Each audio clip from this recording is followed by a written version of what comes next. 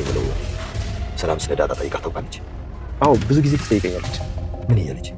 እሷን ጠይቃት ነው የምትለኝ። ሲመስለኝ ዳጣ መቀለድ እንጂ ቁም ነገር የምታወራ ይመስለኝ። ሰላም ደግሞ ስለ ዳጣ በጣም ነው ማወቅ የምትፈልግ። ቆይ ምን ጠይቅልኝ ብላ ታውቃለች? የት እንደተወለደች፣ ስለ እናቷ፣ ስለ አባቷ፣ በቃ ስለ ሁሉም ነገር ነው ጠይቃት የምትለኝ። እውነትህ ነው? አዎ አባዬ። አውቃታለች ማለት ነው? ምኑን ያወቀው?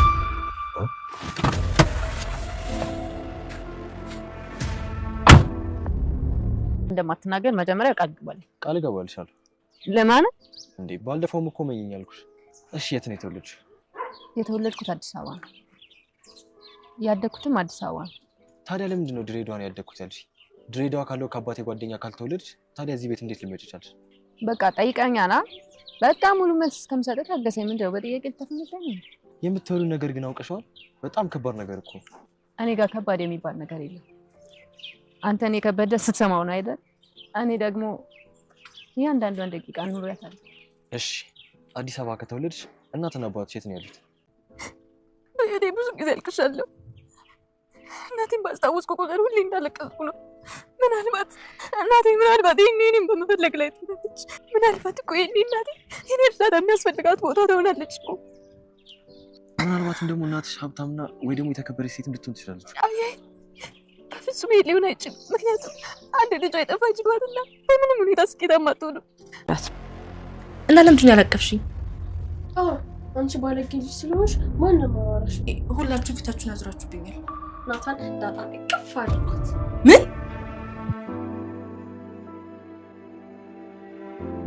አንድ ላይ ነው እሺ የምናረግዘው። አቶ ደረጀ ናታንን እኔ የምልሽ ሰላም ስለ ዳጣ ጠይቃት ታውቃለች ይላሉ። አዎ ስለ ሁሉ ነገር ማወቅ ትፈልጋለች። የት እንደተወለደች እናቷም አባቷም የት እንዳሉ ማወቅ ትፈልጋለች። ይጠይቃት ብላኝ ነበር። እኔ እንደማውቀው ከሆነ ዳጣ ከቀልድ ውጭ ቁም ነገር የምታወራ አይመስለኝም። ሰላም ግን ሁሉ ነገሯን ማወቅ ትፈልጋለች ይላል ናታን። አቶ ደረጀም ታውቃታለች ማለት ነው ይላሉ። ምኑን ያወቀችው በማለት ናታን ሲመልስ አቶ ደረጀም ልክ እንደ እንቅልፍ ስለብታ ከእንቅልፋቸው እንደነቃ ሰው ቶሎ ብለው ከመኪና ነበር የወረዱት።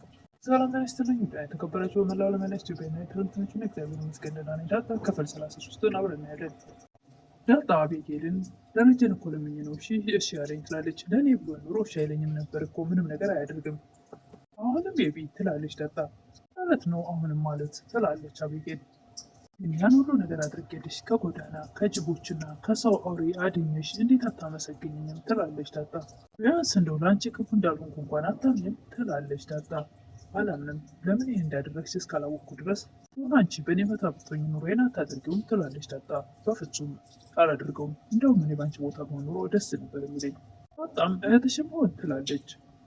አቤጌልን በጣም ትደንግጣለች። ምን እህትሽ በሆን ያልሽው? የማን እህት? አንቺ እህት?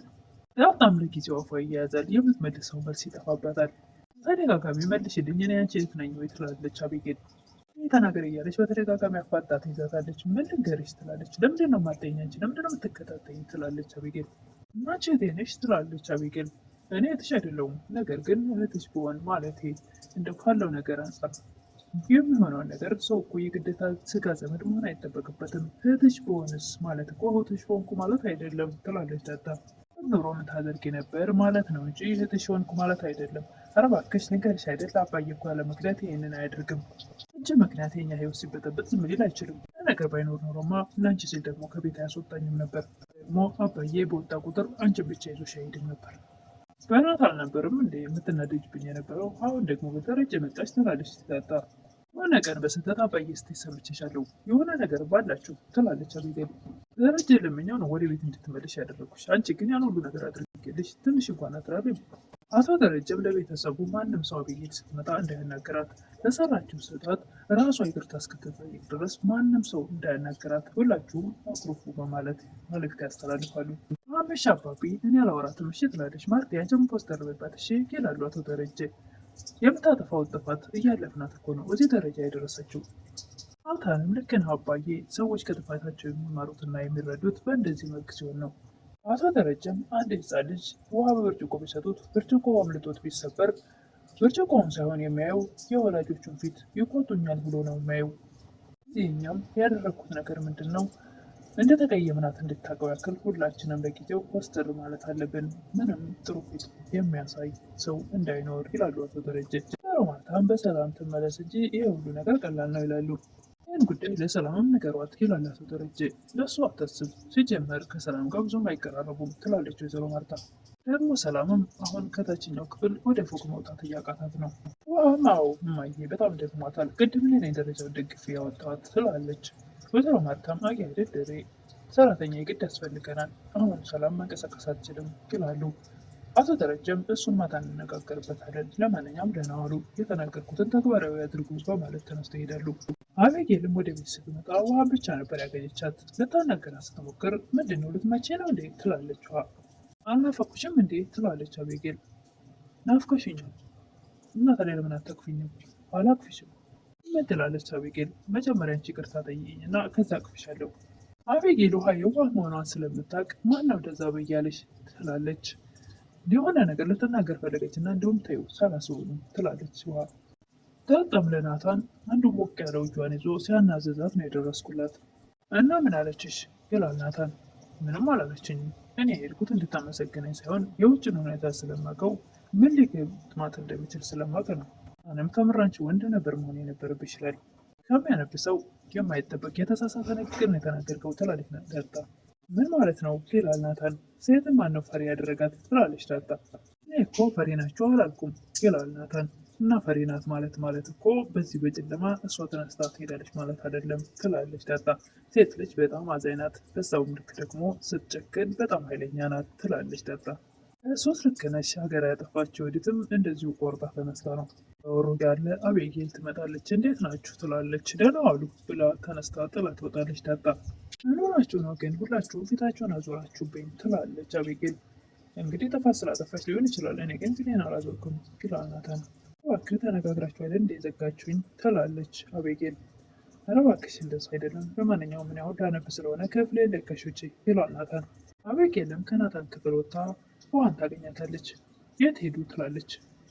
ዳጣና ናታን አንድ ላይ ወጡልሽ እኮ አብረው ሄዱ ነው ያልሽው ትላለች። አዎ እንደውም አንገቷ ስር ገብቶ ትላለች ውሃ። እንደውም አብሬያችሁ ልሄድ ስላቸው አቻሞሻል ፀሐይ ነው ብለው አስቀሩኝ። እንዳወራሁሽ ለአባዬ እንዳትነግሪው እሺ አለች ለእህቷ ለአቤጌል። አቤጌልም እናቷን እወድሻለሁ ትላለች። እናትየውም መጀመሪያ እራስሽን በወደድሽው ምንድን ነው እናቴ ሁላችሁም አኩርፎኛል፣ ውሃ እንኳን ሳታወራኝ ቀኑን ሙሉ አለች። ሁላቸውም ዘግተውኛል። ዳጣም ናታንም አባዬም ስልክ ስደውል አያነሳም። እናትየውም ሁላችሁም ፊት እንዳትሰጧት ስለተባሉ በቃ እኔ ከውሃ በምን አንሳለሁ ብላ ከጠገቧ ተነስታ ትሄዳለች። አቤጌልም እናቷን ወደ ሄደችበት ተከትላ በመሄድ እግርሽ ልጠብሽ እናቴ ትላለች። አልፈልግም ትላለች። እስቲ ባንስ ጫማሽ ላውልቅልሽ ትላለች። ዞር በይልኝ አልኩሽ እኮ ይላሉ ወይዘሮ ማርታ። መሆኑ ለምን እንዳኮረፍንሽ ገብቶሻል ይላሉ ወይዘሮ ማርታ። ኧረ እኔ አልገባኝም፣ ውሃ ራሱ አኩርፋኛለች እኮ ትላለች አቤጌል። ጥፋቴን አላወቅኩትም ትላለች አቤጌል። አይሽ በራስሽ በጥፋትሽ ነው ዳጣን ከዚህ ቤት ለማስወጣት ለሰራሽ ወንጀል ስራ አሁን ምን ማድረግ አለብኝ ትላለች አቤጌል። አባትሽ ሲመጣ ቶሎ ብለሽ እግሩ ላይ ውደቂ፣ ይቅርታ ጠይቂው ብቻ ሳይሆን እያንዳንዳችን ዙረሽ ይቅርታ ጠይቂያለሽ ሰማዬ ትላለች አቤጌል። ከኔ ጀምሮ ይላሉ ወይዘሮ ማርታ። እና ምን ልበል ትላለች። ምን ልበልማ ከዛሬ ጀምሮ ምንም አይነት ጥፋት እንዳታጠፊ፣ ልጅ እንደምትሆኝ፣ ጎልና ክፋት በደረሰበት እንደማትደርሺ ትገቢልናለሽ ይላሉ ወይዘሮ ማርታ።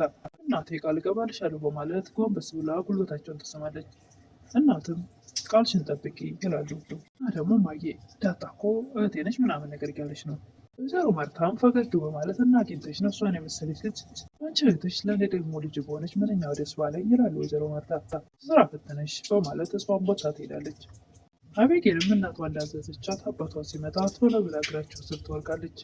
አሁን ሁሉንም እየዞርሽ ይቅርታ ጠይቂ ይላሉ አቶ ደረጀ። በስተመጨረሻም አቶ ደረጀ ናታንን ሰላም ስለ ዳጣ ጠይቃ ታውቃለች ይላሉ። አዎ ብዙ ጊዜ ዳጣ ቀልድ እንጂ ቁም ነገር የምታውቅ አይመስለኝም። ሰላም ደግሞ ስለ ዳጣ በጣም ነው ማወቅ የምትፈልገው፣ ይግልኝ ብላ ታውቃለች ይላሉ አቶ ደረጀ። የት እንደተወለደች እናቷ ስለ አባቷ ስለ ሁሉም ነገር ማወቅ ትፈልጋለች ይላል ናታን። ደረጀም እውነትህን ነው በማለት አዎ አባዬ ይላል ናታን። አውቃታለች ማለት ነው በማለት አቶ ደረጀ ባሉበት ቦታ ጭራሽ እንቅልፍ እንደያዘው ሰው በሀሳባቸው ስምጥ ይላሉ። ምንም ያወቀችው አቶ ደረጀም ከእንቅልፉ እንደነቃ ሰው ብንን ብሎ ምኑን ያወቀችው ስል እንግዲህ ናታን ያወቀባቸው መስሏቸዋል። ቶሎ ብሎ ከመኪና ነበር ወርደው የጠፉት። ናታን በዚህ አጋጣሚ የሰላምና የዳጣን ወይም ደግሞ የዳጣና የአቶ ደረጀን አባትና ልጅነት ያወቀ የተረዳ ይመስላል። ለዛሬ ይዤ የቀረብኩት ዳጣ ክፍል 33 ይሄን ይመስል ነበር። በቀጣይ እስክንገናኝ መልካም ቆይታ እያልኩኝ ለምታበረታቱኝ እህቶቼ ምስጋና ከልብ ነው። አዲስ የሆናችሁ ደግሞ ላይክ እያደረጋችሁ ሰብስክራይብ እያደረጋችሁ አበረታቱ ይላለሁ። አመሰግናለሁ።